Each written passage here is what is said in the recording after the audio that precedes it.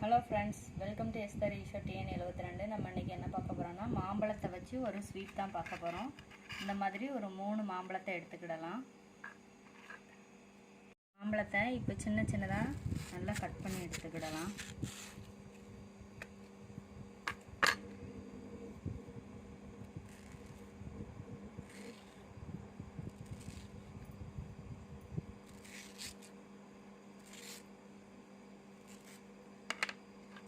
பண்ணிட்டு இந்த மாதிரி கரண்டை இருக்குது பார்த்தீங்களா, அதை வச்சு எப்படி அழகாக வந்துட்டுன்னு இந்த மாதிரி எல்லா மாம்பழத்தையும் இதனோட பல்பை மட்டும், இந்த பல்பத்தை மட்டும் தனியாக எடுத்துக்கிடலாம்.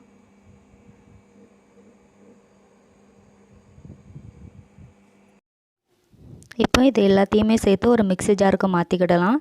இதை வந்து நல்லா மையாக அரைச்சி எடுத்துக்கிடணும். பாருங்கள், இப்போ அரைச்சி எடுத்துகிட்டு வந்ததை ஒரு பவுலில் மாற்றிக்கிறேன். ஏன்னா எந்த அளவுக்கு இருக்குது அப்படின்னு சொல்லி பார்த்துக்கிறதுக்காண்டி.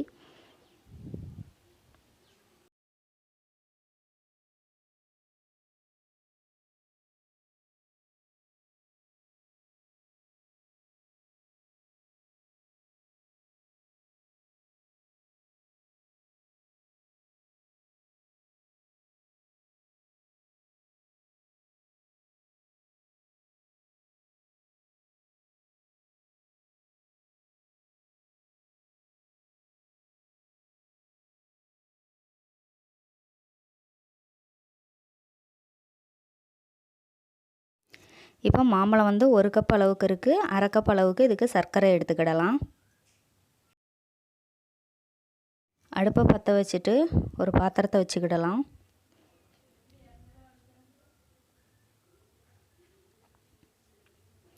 எல்லாம் அரைச்சி வச்சுருக்க மாம்பழத்தை உள்ளே சேர்த்துக்கிடலாம்.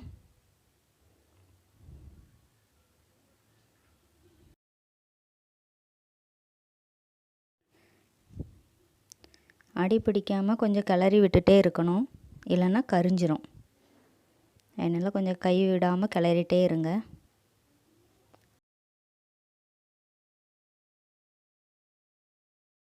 ஒரு 2 நிமிஷத்துக்கு நல்லா கை விடாமல் கிளறிட்டே இருக்கணும். அந்த தண்ணி வந்து கொஞ்சம் கெட்டி பதமாக வரும். அது வரைக்கும் கொஞ்சம் கை விடாமல் கிளறிட்டே இருக்கணும், இல்லைன்னா அடி பிடிச்சிரும்.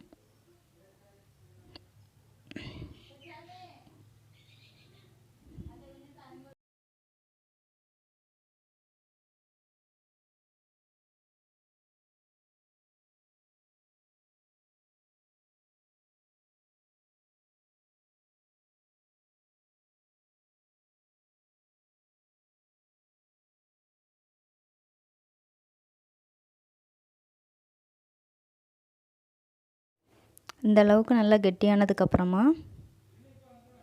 இதில் நம்ம எடுத்து வச்சுருக்க சர்க்கரையை உள்ளே சேர்த்துக்கிடலாம்.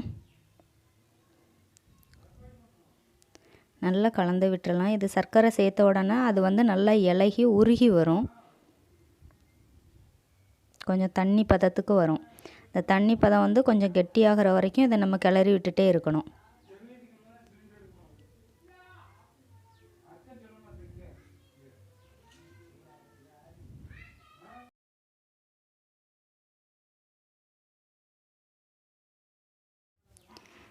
இப்போ ஓரளவு நல்ல கலர் வந்து மாறிடுச்சு. இந்த அளவுக்கு இருந்தால் போதும்.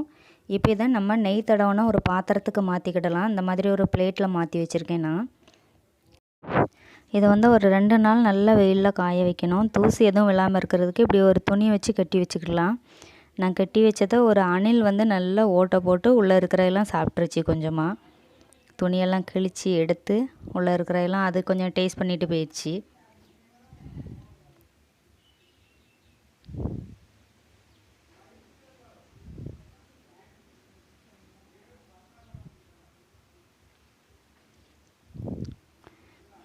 துணியை எடுத்துட்டு நம்ம அதை வந்து நல்லா பீஸ் போட்டு எடுத்துக்கிடலாம்.